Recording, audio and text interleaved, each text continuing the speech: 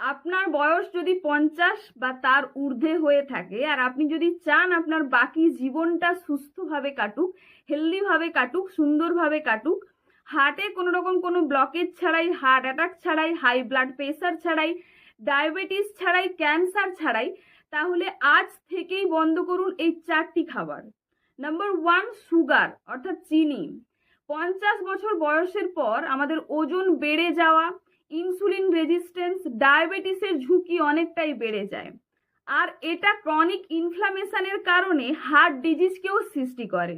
Number 2, refine floor অর্থাৎ ময়দা। Refine carbohydrate আমাদের বডিতে ব্লাড সুগারের স্পাইকটা খুব তাড়াতাড়ি বাড়িয়ে দেয়, যার ফলে ইনসুলিন রেজিস্ট্যান্স, ডায়াবেটিসের মতন সমস্যা খুব বেশি পরিমাণে বাড়ে।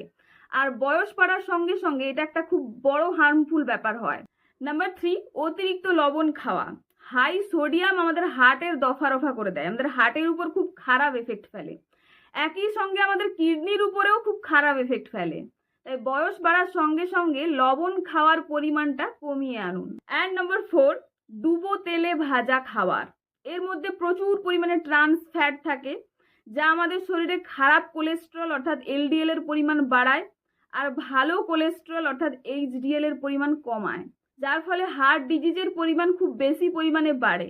তো 50 বা তার ঊর্ধ্বে মানুষরা এই সমস্ত খাবার বাদ দিন আর সুস্থ থাকুন।